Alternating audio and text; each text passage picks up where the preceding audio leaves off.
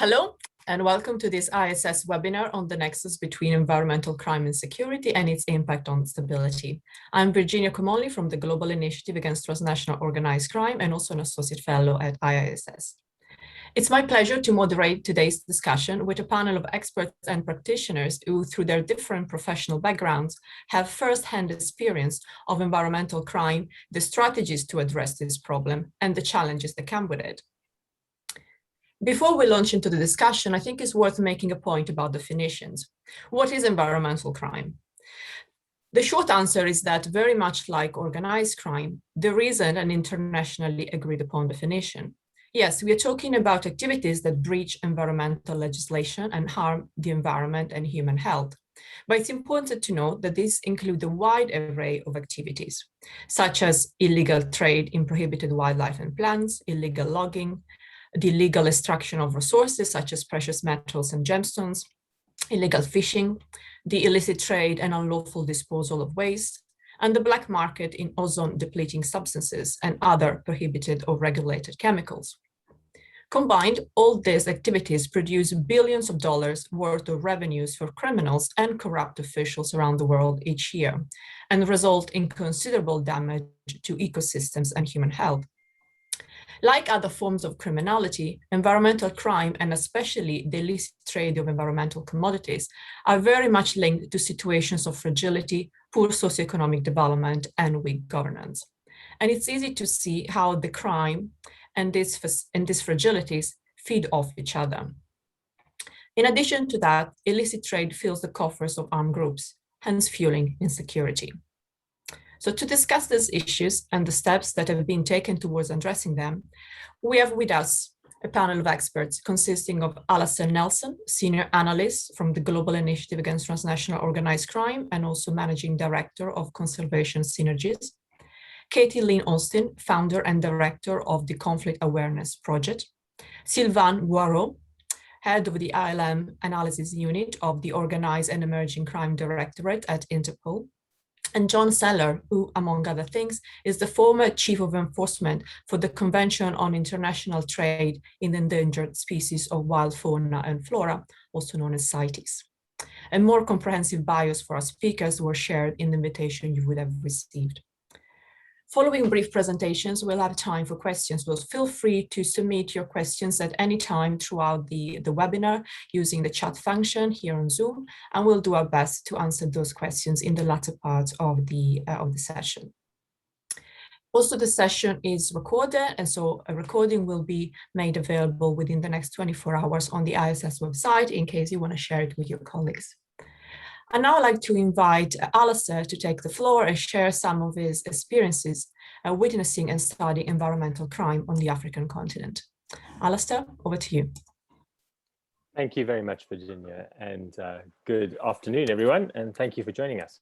I'm going to try and keep it as short as possible, as we have an all-star cast following me.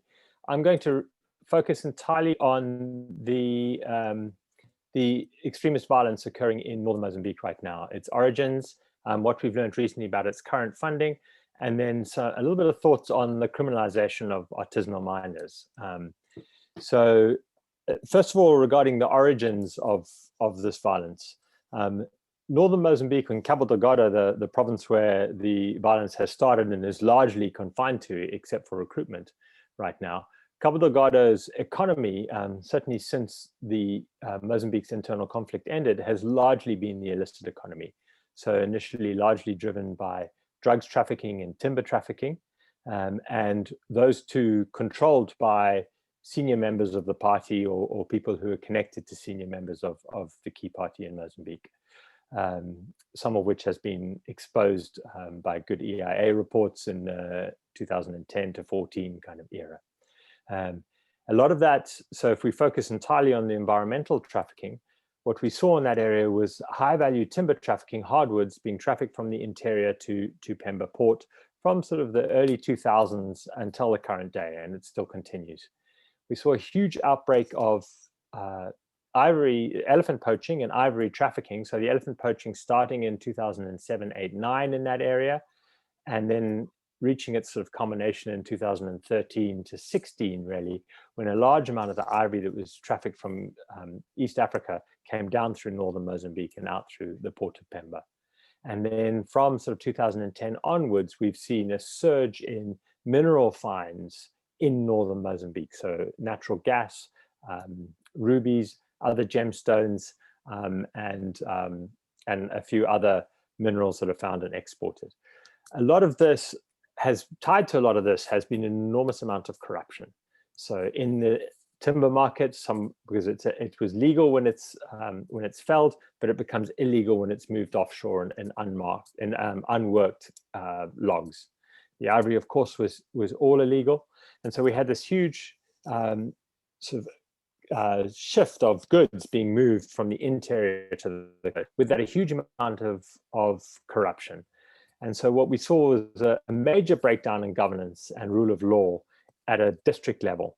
And with that, young men losing their opportunities, so feeling that they're not being employed, they're not part of anything, their future is being taken from them by outsiders and the elite who had captured a lot of these markets. And that really was the context that led to the formation of this Islamic group, sect in sort of 2009, Al-Sunnah wal Jama'ah. And it was only in 2017 that this became violent. So very much what we've looked at is something that has local origins, based largely on a huge amount of environmental crime that led to an even further destabilization of governance and breakdown of rule of law and people feeling that their future was being stolen. So since 2017, there's been a lot of discussion on how they were funding themselves. It's been fairly clear up until last year, when there was a lot of hit and run going on, and they were taking over district capitals and stealing money from banks and stealing weapons from camps, etc.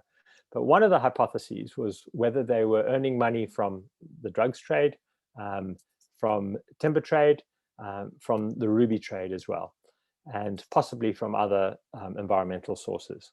So I was up there in late 2019, early 2020, and again for 2 months, or a full month, sorry, between January and February and early this year, looking at exactly this. And what we're finding on the ground is that, in fact, they are not funding themselves from any of these, or they don't have hands in any of these major illicit trades. They've in fact shifted some of these trades around them in this area that they control. So we're seeing drugs being landed further south, and drugs coming in containers into the main ports. But we're not seeing, for example, rubies from the mines, from the artisanal miners, going to their area and going out. So I think we can categorically say that they're not actually, well, we can say as best we know, rather, that they're not actually earning money from these illicit flows. However, where there are question marks are on artisanal gold, from the areas within their influence, and whether they are linked into a gold market in Dar es Salaam. And there are also questions on, well, I think we're almost fairly certain that what we're seeing is money from some of the ruby miners and gemstone miners who are sympathetic to their cause, going to them to fund their cause, basically. And here's where I'll get onto my third point, which is around really criminalization of artisanal mining.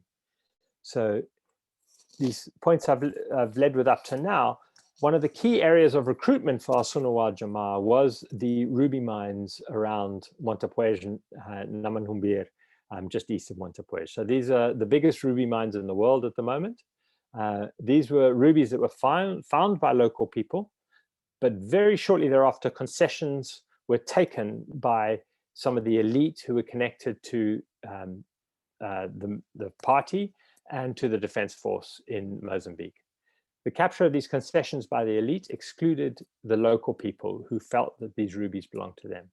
Even further, in 2017, the Mozambique regulations were passed, which meant that artisanal miners had to jump through a whole lot of loopholes before they could sell their stones.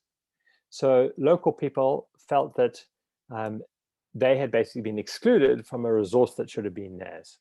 And the key to this was 2017, where those regulations came into play, and where there was a huge military effort to push outsiders out of Montepuez and Namanhumbir from around these concessions, these mining concessions.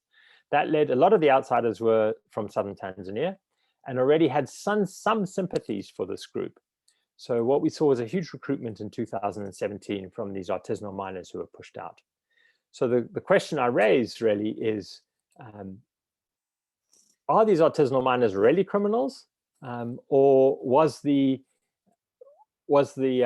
questionable circumstances under which some of these concessions were taken from local people and they were not included in that, is that not a questionable activity? And that's something that I think needs to be dug into in much further detail, particularly because all around it, and now I'm a conservationist by profession, as we look around protected areas around the world, particularly in remote areas and in border areas, we're seeing a huge increase in artisanal mining.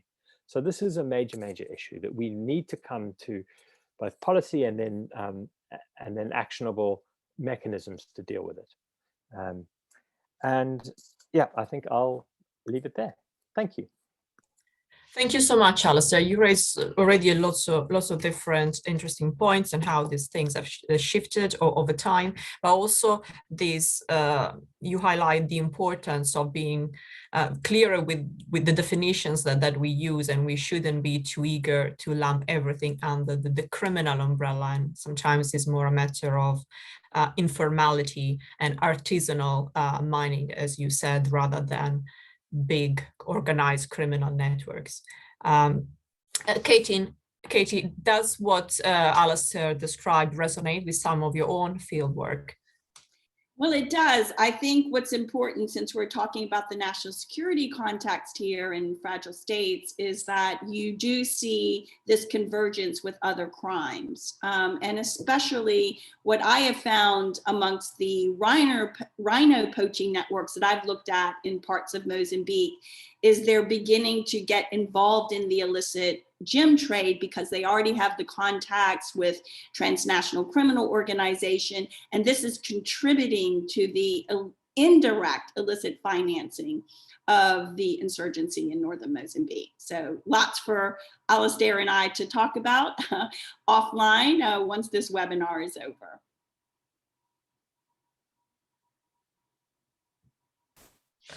Would you like to carry on and give us your input? Sorry, so just I want to thank you all again for organizing this webinar. I think it's really important to talk about environmental crime within the national security context, because I think that's often overlooked. And also a big welcome to everyone across multiple time zones who are joining in with us. So for this brief presentation, what I'd like to touch upon are the following key points. First, a recognition of all the stakes that are involved and the need for broadening stakeholder interest in this topic. Then I want to give a little overview of what I find are some of the common denominators of environmental crime, namely referencing the key role that transnational criminal organizations play in both capitalizing and sustaining industrial scale environmental crime, its convergence with other serious crimes, as Alastair has mentioned, drugs, arms, human trafficking, and how I have used a supply chain and counter-proliferation approach to identify perpetrators of environmental crime and build evidentiary dossiers to expose them for accountability purposes. And then I'll try to weave in a little bit some of the highlights from the two projects that I've researched, and that is the illegal gold mining out of the Eastern DRC and the illegal rhino horn trade out of South Africa and Mozambique. So first, let me just say that, you know, environmental crime and particularly wildlife crime is gaining a lot of attention of late for its threats to biodiversity and climate change. Every week, I think we're picking up news articles lamenting the chances of survival for some animal or tree species or another. And environmental and conservation organizations have really played a key role in exposing this problem. And you have regulators and enforcement agencies at both the national and multilateral level that have really followed suit and taken this environmental crime problem on board. And so hence we're all becoming familiar with the point you raised, Virginia, that illegal wildlife trade now ranks with arms, humans, and drugs as a highly trafficked illicit commodity. But beyond the damage to the environment itself, this type of crime I find is typically overlooked as a serious threat to the stability and security of weak states and fragile regions, especially in places like Africa and Latin America. And besides wildlife crime, as you mentioned, there are other types of crimes: the illegal mining, the logging, the fishing, and the illegal trade in hazardous waste. Now, this issue is not new to security forces. For instance, foreign militaries like the US and the UK and United Nations forces have had environmental crime on their radar for some time.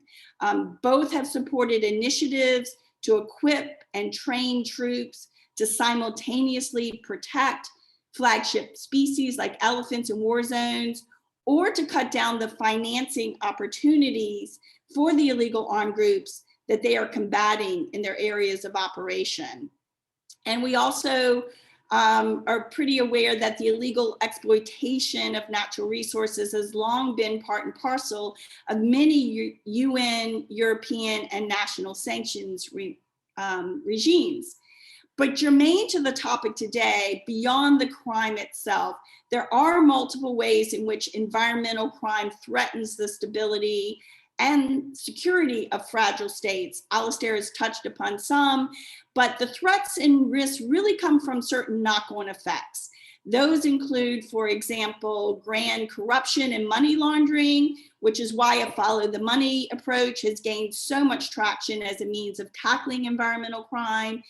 The systematic undermining of rule of law, especially when the transnational criminal organizations involve corrupt officials at the highest level. I've seen this both in the case of illegal mining out of the Congo and the rhino horn trade out of Mozambique.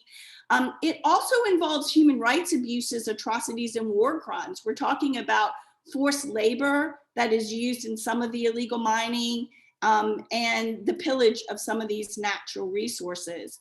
We are also talking about arms proliferation, both trafficking of arms to some of the illicit groups involved in environmental crimes, but also diversion from government stockpiles. And obviously this creates further destabilization as these guns remain on the loose in certain fragile and weak states. And we are also talking about terrorist financing. So these are key issues that we need to be remain concerned about when we are talking about the national security impact of environmental crime. But there are also some unintended consequences of responses to environmental crimes that often add more fuel to the flame. For example, some highly militarized approaches, like the so-called war on poaching, has led to escalating armed violence and conflict, and it's made it easier for criminal elements to recruit from disaffected local communities. So the stakes and ranges of this issue around environmental crime are deep and wider than we can get into in depth, but hopefully people will come to the table and ask certain questions. What I'd like to talk about in the remaining time is just some of the common denominators of environmental crime. So what has been very clear to me is that the top tier of environmental crime in some of the weak and fragile states is usually a transnational criminal organization that is the primary beneficiary, that often both capitalizes the environmental crime from the beginning and sustains it throughout its duration. These are the guys at the top that make the most money, and they have the least to lose on the ground in the affected communities. They are also the powerful market influencers. They can actually drive consumer demand for these illicit products, and they often launch themselves marketing campaigns to create that demand. They also often rely on shell companies and frontmen, financial service providers, for example, in offshore islands. And these become a particular area where law enforcement needs to focus. But also a lot of these hide behind seemingly legitimate businesses. So in the case of the gold trade, for example, out of the DRC, what we found is that the businesses often were based in Europe, for example, in Jersey Channel Island, and they had turnovers of hundreds of millions of dollars per year. Second point I'd like to make is that most industrial scale environmental crime is multi-jurisdictional. And that's why it makes it so hard to prevent and especially prosecute, because it requires law enforcement, governmental cooperation over multiple borders. The third element of this is that it's usually built, environmental crime is usually built around a particular supply chain. So we mentioned the TCOs at the top, and also the corrupt government officials who often provide cover for the criminal syndicates carrying out environmental crime. And because it involves kleptocrats or corrupt officials, it further undermines and erodes rule of law in these countries. You also have in the supply chain traffickers and middlemen. Sorry, I can see I'll just finish up right here. So the traffickers and middlemen, and then you have the downstream foot soldiers. So what I would like to say is the approach that I have basically taken is trying to champion a follow the guns approach to environmental crime. We've had, for example, a lot of attention paid to the problem of how environmental crime is sourced online, follow the money approach, and looking at the transport sector and how that's engaged in environmental crime. But what I'd like to add to the mix is just that if you look at the weapons that are going into some of these transnational criminal syndicates that are operating in fragile, weak states, a counter-proliferation approach can be very useful in identifying key players, and also provides us a means for both preventing and prosecuting environmental crime. Thanks. Thank you, Kathi. I think you've done an excellent job in really highlighting the complexity of the issue, especially through this convergence with other criminal activities. And you also already raised some questions around the challenges of responding to environmental crime. And I guess this is a nice segue into Sylvain, who I'm sure has plenty to tell us in terms of what Interpol has been doing to fight environmental crime. Sylvain. Yes, thank you very much. Thank you very much for the invitation, and it's for us a real opportunity really to present in such an event. Good afternoon or good morning to all of you. I would like to start and say that for more than 10 years already, Interpol have been working in environmental crime with identified and law enforcement tips. If environmental crime is a priority for numerous countries and organizations, we could also consider that the balance between risk and benefits for criminal remain too unequal. And about what has been said so far by Alastair and Kathi, from a law enforcement point of view, it's true that the same routes used to smuggle wildlife or timber across the countries and continents are often used to traffic weapons, drugs, and people. Environmental crime often occurs and in hand with other offenses, such as document fraud, corruption, money laundering, it was said. And this notion of crime convergence is of prime importance for Interpol and for our intelligence-led approach. And we can also say that it offers also other opportunities for the law enforcement community. It was said for investigations, but also for prosecutions. As you know, and it's what I said also, you know that environmental crime is not considered in all countries, when it's the case, as serious and organized crime. You also know that the global situation with the pandemic changed in the past month a lot, the situation, and of course, the law enforcement community had to adapt. I'm taking this angle because, in my opinion, it amplified also emerging trends and threats. And it's something that is interesting also for us, and it was described. I can take one example, and it's what Alastair also presented about the traffic via Eastern and Western and Southern Africa, for instance. I can, for instance, take the example of the large-scale seizures of wildlife, ivory or pangolin scales in containers that happened in Asia or in Southeast Asia in the past years. We know that we had a constant increase of this kind of multi-ton seizures coming from Eastern Africa and then maybe more from Southern Africa. We saw that this finally this increased finally just resulted in some changes in the past years with a new nexus in Central and Western Africa. But it was interesting to see, for instance, that in 2020, finally, everything stopped and we had almost no seizures, no multi-ton seizures of ivory and pangolin scales in Southeast Asia, for instance, in the beginning of 2020, and it's still the case now. And it's something really interesting. I don't believe that it changed significantly the trafficking of a wildlife product, for example, but it changed a lot about the way it's going to be trafficked between the regions and between the continents. And it's the reason why I found it really interesting.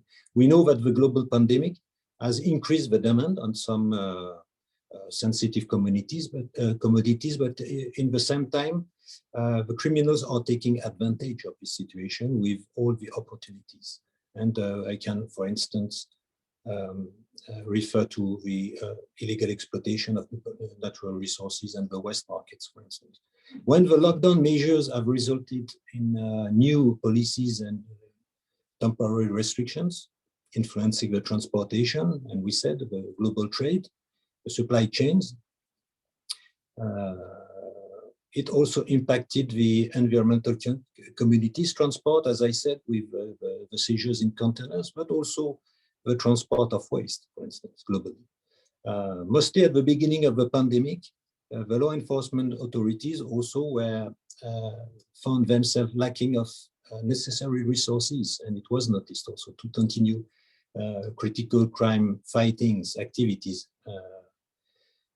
especially on environmental crime. But since then, we also noticed that the law enforcement community and authorities demonstrated their capacity to adapt, and we saw it in the past month, to adapt to the situation and the new challenges. If the global economic recession may increase the threats on environmental security, the illicit extraction and trafficking of natural resources remains an important source of incomes for the organized crime group in all the different countries and regions that we cover. All these groups, they seek to compensate, in fact, by engaging in other, maybe more domestic or poly-criminal activities, as it was also mentioned previously. And I believe that it's something really interesting. Due to the limitations or also temporary disruption of the supply chains, we saw also that the traffickers use proven smuggling routes, and we saw it maybe more locally or in specific regions, for instance, with using secure border points. And it was something really interesting for us. And as I said, it was also given us new opportunities to work during our specific targeted operations. Another interesting point, as I said, it's also the fact that if we cannot really assess all the short-term effects, as I said, it's also,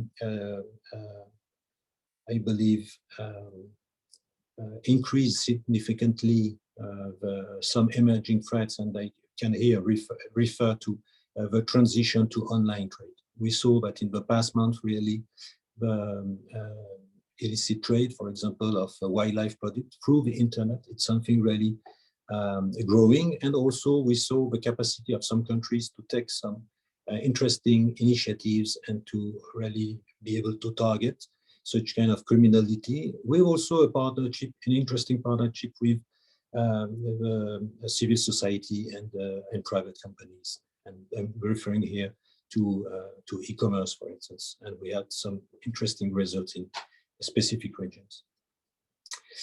About the support, because I described more or less about the situation and about the support provided by Interpol. You know that most of the time Interpol supports the member countries with in transnational cases mainly. And it's also the reason why I was always referring to serious and organized crime, because it's more or less in our mandate. But when we are talking about investigations and we are talking about serious and organized crime, and as I said at the beginning, we consider that environmental crime is serious and organized crime. We offer investigative support to international cases, and we are focusing on specific key players and key facilitators facilitating this smuggling of natural resources. We are coordinating actions, operations between the different countries, also with other international organizations. And you know, when we are talking about wildlife, we have sound partners like CITES, of course, but also UNODC, the World Bank, WCO. And we are trying also to support all our member countries' investigations with this intelligence-led approach, as I mentioned from the very beginning, in order to be able to provide enough information and evidence to the countries, in order to be able to run investigations, but also to prosecute identify criminals. I don't want to spend too much time on it. I can, of course, answer all the different questions. I don't want to spend time about too much time on the red notices or other different products that we can offer. But of course, I'm open to all questions. And again, thank you for this opportunity. Thank you very much, Sylvain, for giving us a flavor of the different types of efforts and operations that you are conducting. And that leads us to our final speaker, John. What is your take on all these responses and their effectiveness? Right. Well, thank you very much for asking me to participate in this event. I'll perhaps give you just some reflections and responses to some of what we've already heard today. And I think, you know, without wishing to appear too negative or dismissive, we talk about environmental crime, but actually the type of behaviors that we've heard described here today often aren't treated as crime.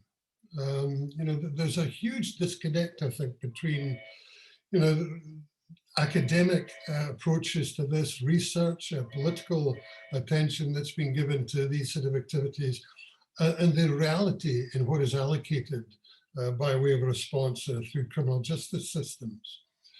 And in fact, in many, if not the majority of countries around the world, many of the behaviors that we've heard described are governed by regulations.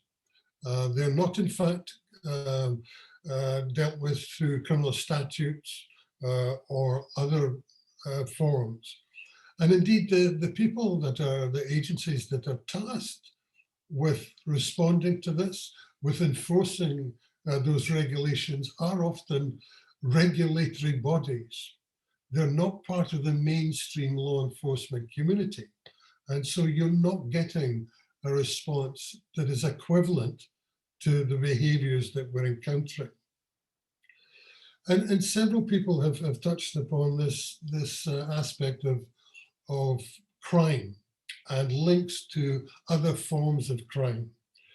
But I would suggest to you that rather than there being links to other forms of crime, those crimes are part and parcel of what we're looking at.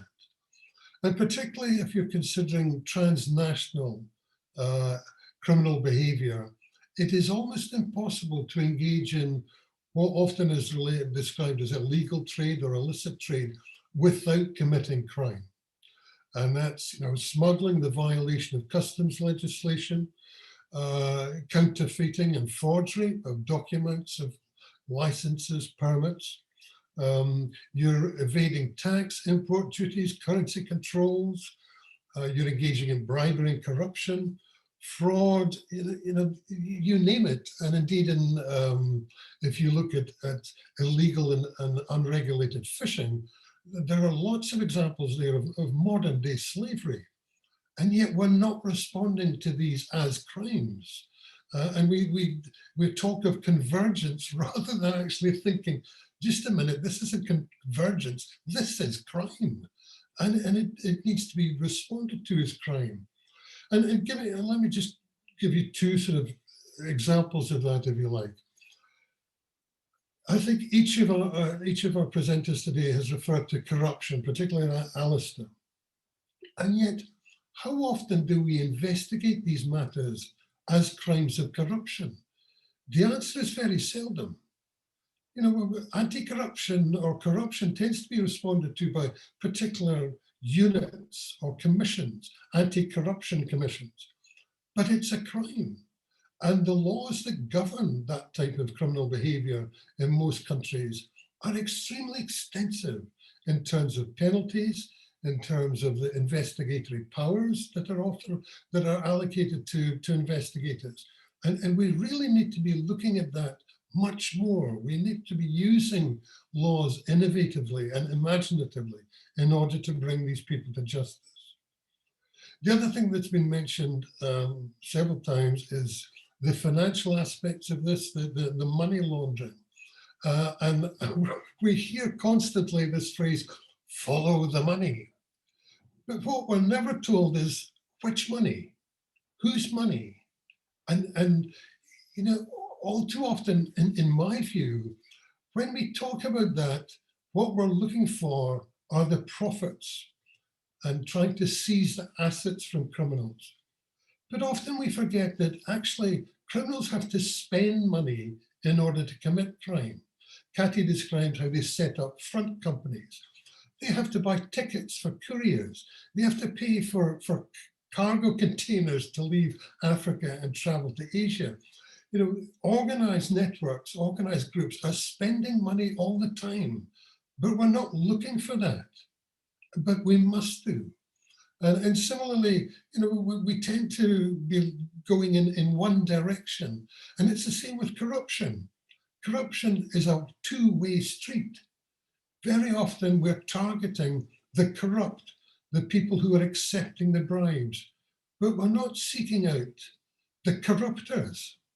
And these groups and networks, again, when it comes to spending money, a large percentage of that money is perhaps on bribes.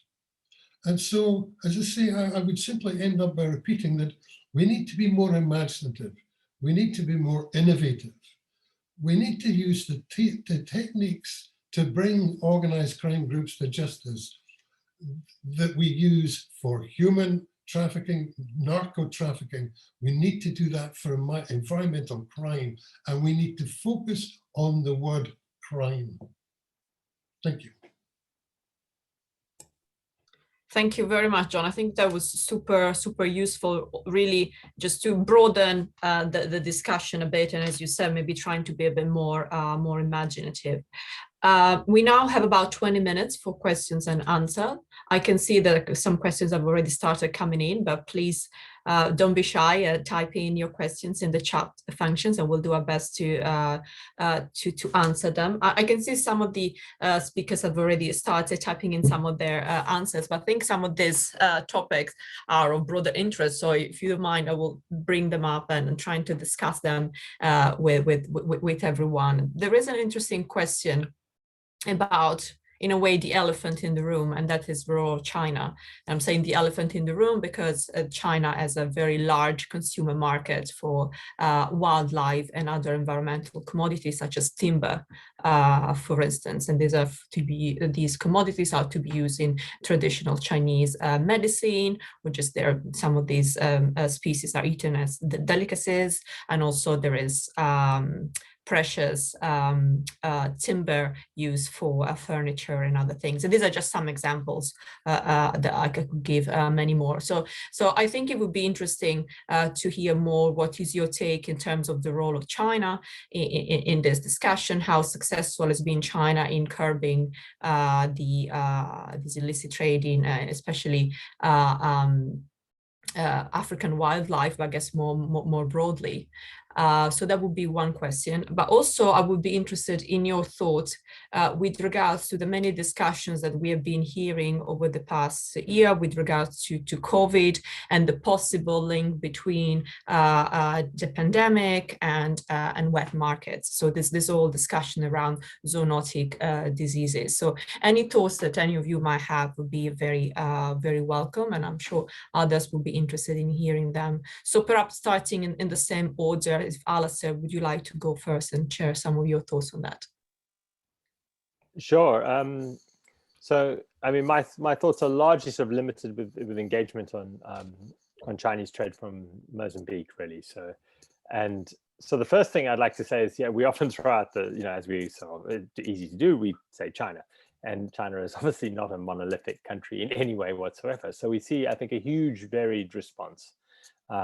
So certainly when I was living in Mozambique and working on tackling counter wildlife trafficking, basically, and the illicit trade there, that we had some very good engagement, very positive engagement, I think, with Chinese law enforcement. And it was clear as well, I think, it was clear as well that from their side, there were certain parts of their government that they found supportive, and certain parts that they didn't find supportive. And so I think, as in my response there, I pointed very much to the ivory trade, where I think that we've seen a really positive response from China, both in terms of reducing demand, in terms of investigating serious networks as well, and putting some of their best resources into that, nationally and transnationally. And I see Mary's participating, but I know the EIA, I'm going to move the shift slightly, have done some great work that are looking at policy responses of the Chinese government to live animal trade, which is where I want to move us to, really. And that sort of gets to the wet markets, where although there have been some statements and there have been a lot of targets put out nationally, domestically, within China for law enforcement responses, which have led to a fair amount of law enforcement action on the ground, arrests, confiscations, domestic traders being arrested, and so on.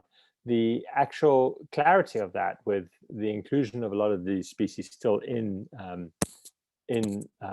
traditional Chinese medicine, and policy responses to that have not been forthcoming. So I think it is quite a mixed response, basically.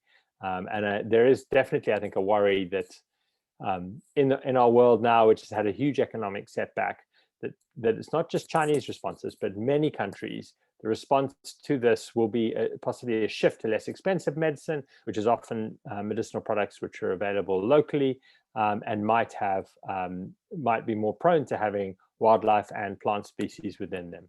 So I think that's a major worry post-COVID on this response. Yeah, I'll leave it there. Thank you. Thank you, Alastair. Kathi, would you like to add anything to that? Well, just in terms of the Chinese links, and as Alastair knows, in Mozambique, for example, we have links as well to the Vietnamese that are largely behind, and North Koreans that are largely behind a lot of the rhino horn trade and elephant trade in those countries. So we need to also have a broader perspective of who else is involved. And I would just add, for example, in the illegal mining sector or illegal gold in some of the mineral trades, you have a lot of European and US entities that are behind that. So don't want to shift all of the blame over to the Chinese syndicates. Yes. Sylvain?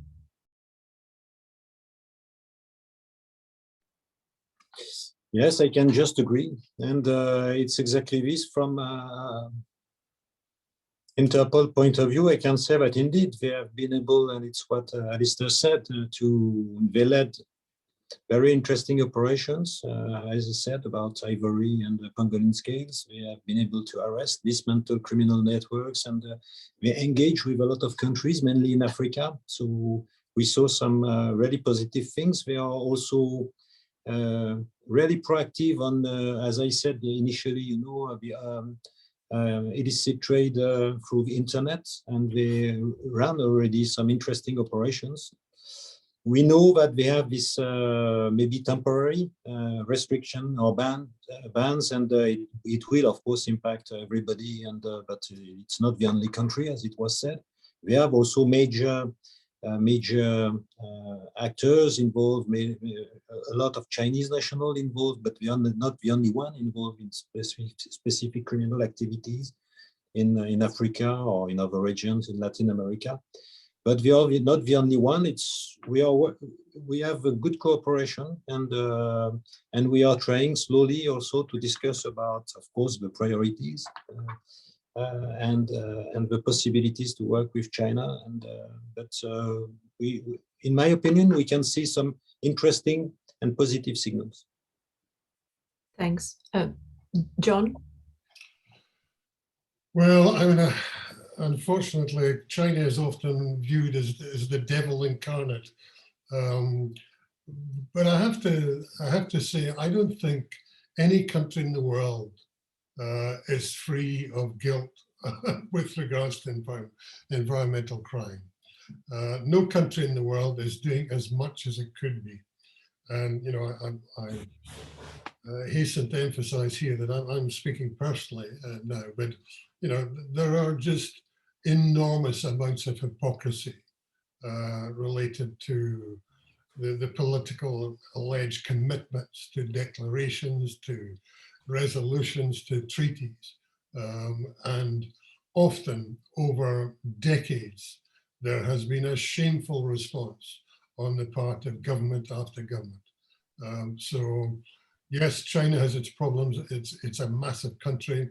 It has huge borders that are extremely difficult to police. But as others have said, you could mention Vietnam, you could mention Laos. Let's get out an atlas, and we'll just go through every country. So it's wrong to start pointing fingers, I think, at particular nations. Yeah, thank you very much. Yes, one of the things that we have looked at in our work is this role of infrastructural development related to the Belt and Road Initiative, and how in parts of Southeast Asia in particular is facilitate a number of illicit forms of trade, being wildlife or timber or gemstones, but also drugs and people. And I think we've seen an increase in certain hotspots, especially in Southeast Asia, but also in parts of Africa that are also benefiting from infrastructural developments in the forms of railways and ports, for instance, in Mozambique and Kenya, and how these commodities now are more easily transported, and areas that are more remote are now more easily accessible. I would like now to turn more onto the law enforcement side, because there are questions about the financing of law enforcement responses, and how COVID and, well, the cuts that have resulted from COVID are actually going to impact the ability of law enforcement agencies to carry out these operations.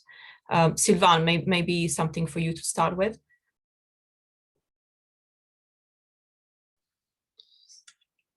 I believe that is indeed.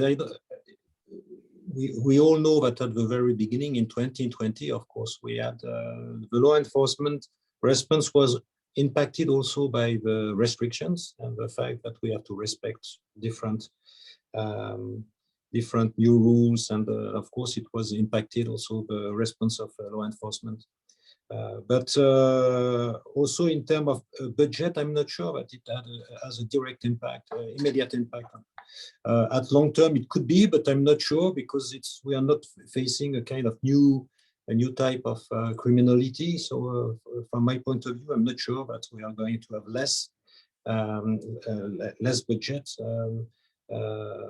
allocated to environmental crime, because we all know that it becomes, and if it was not already, but a real and a priority for a lot of countries and major countries. From an international point of view, and for Interpol, for instance, we don't see any cut or nothing special that is going to impact all the activities around the world. Right. And John, from your perspective, do you think that your call for more imaginative responses is less likely to be answered because of financial restrictions? I think every law enforcement agency around the world has suffered budgetary problems in recent years, and unfortunately, there are parts of the policing community that have not done themselves any favors in making friends with their communities or with government. But I think one needs to get across the message that many of these behaviors, and sorry to keep using that phrase, but many of them are resulting in massive loss of revenue to governments. And there are taps running all over the place here that you can turn off and bring money to your national treasuries. And so that needs to take place. We need to recognize, we recognize that we need to spend money in order to save the planet.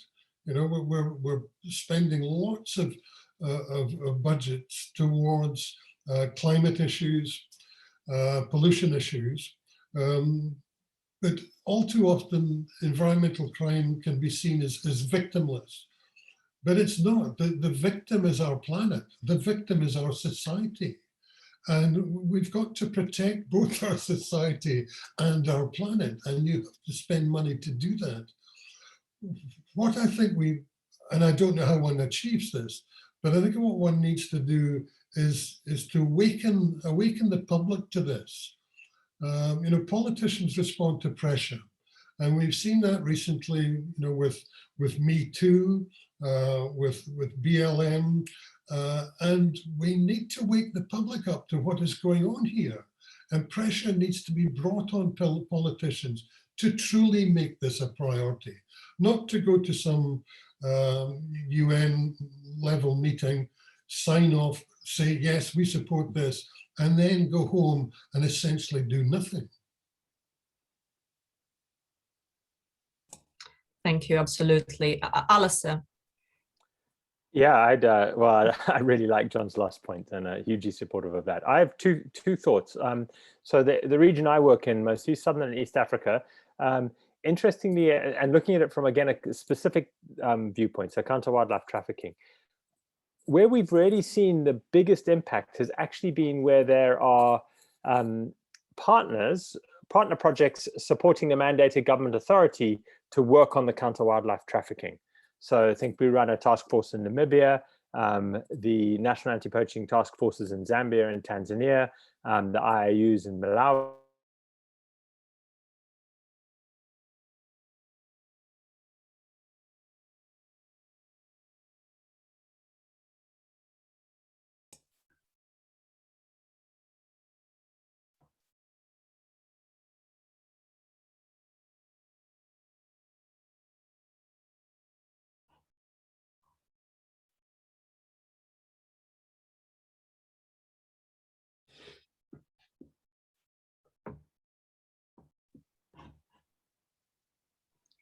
Sorry, did we lose Alastair? My entire screen froze for a second, so I thought it was just me. Yeah. Sorry. Okay.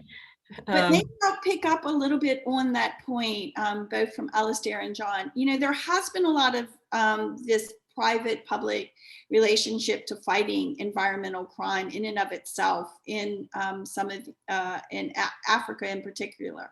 But what I find particularly encouraging, so I wanted us to have a bright spot, is that there are a lot of multilateral and national initiatives to fight kleptocrats, corruption, anti-money laundering, and terrorist financing. And a lot of the engagement from these types of initiatives is focused particularly on environmental crime. So just wanted to say there is a little bit of a bright spot where we can start using these types of approaches to address the problem. Thank you. I think I'll now like to take maybe the final two questions and then come back to you for your closing thoughts. And really, one is on the role of technology, how technology can be best leveraged to monitor these activities and also to for prosecution of environmental crimes. And the other point is to do with the private sector and how the private sector has been impacted by environmental crime, and actually how the private sector can play a positive role in the responses to these challenges. Anyone would like to go first on this one?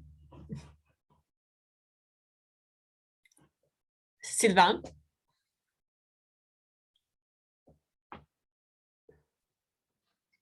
Sorry, can you just repeat, because I cannot hear you properly. Can you hear me? Can you hear me? Yes. One is on how we can best leverage technologies to prosecute criminals and also to monitor environmental crime, and the other is the role of the private sector, how is affected by environmental crime and how can be part of the solution. Yes, I fully agree, and you know that it's important. I talked about all the criminal activities happening on the internet. So you know that we have a lot of different projects working with, of course, private sector, and we cannot do anything, I mean, the law enforcement community without private sector. So it can be, for instance, what we call the internet crawling, or, you know, the monitoring of all the internet and the capacity to identify. Of course, it's innovative solutions, and of course, what we call also the big data analysis. Now it's almost impossible to work without big data solutions in order not only to extract, but also to monitor. I can speak about, for instance, satellite images and, you know, all the different solutions that can be used, you know, for also the analysis of images for fisheries, for illegal mining, for forestry, for instance, you know, for the identification of specific areas and the targeting. Of course, we have a lot of different partnerships, and it's an important part of our work to be able to work also proactively, because all these solutions enable us to work proactively in order to be able to return information to the different countries and agencies working on this. Thank you. John? Yes, I think there are some very good examples of the private sector engaging very successfully and very enthusiastically. So, for example, you have the International Air Transport Association, airlines that are very actively trying to play their part in ensuring that, for instance, wildlife contraband is not going onto their planes. You have the banking sector. Large parts of the banking sector have shown very great interest in wildlife trafficking and other forms of environmental crime, and have helped design red flags, are engaging in submitting suspicious reports that are linked with environmental crime. So yes, I think that there's lots of promise there. There's also, of course, still lots of potential. But no, I think that this is an area where we see some really good illustrations of best practice. Thank you. Kathi, you have the final word, because Alastair has internet problems and won't be joining us back. Thanks. Well, just to add sort of an imaginative point, as John has kind of pushed us in that direction, but in terms of the private sector, I think they can very much be a part of the solution. There is a lot of initiatives now for expanding biodiversity and climate change, and it's about time we start, for example, valuing forced elephants for the carbon offsets they provide. So if we could start channeling some of the money from the private sector that are signed up for voluntary carbon offsets and climate change and biodiversity, and start having that money go into the protection of some of these most critically endangered species, for example, then we can start taking off some of the onus of law enforcement and militaries and conservation groups and engage other stakeholders in protecting the greater environment at large. Thank you, Kathi. I'm afraid we've also reached the end of our allotted time, and I need to draw this to a close. And thank you for those who submitted questions, and apologies to those who we have not been able to address. I really enjoyed the discussion, and I think this is provided a good snapshot of the complexity of the issues. And I think our speakers today were really able to discuss the issue of environmental crime and responses to it in a nuanced way, and they weren't afraid of saying, something that is outside what mainstream commentators sometimes tend to stick to. So I'm really appreciative to you for doing that, and I'm glad this event is being recorded, and we'll make sure to share it with everyone. So thank you again, everyone, for participating. Thank you, Kathi, John, Sylvain, and Alastair. And we look forward to seeing you all at the next ISS webinar. Goodbye.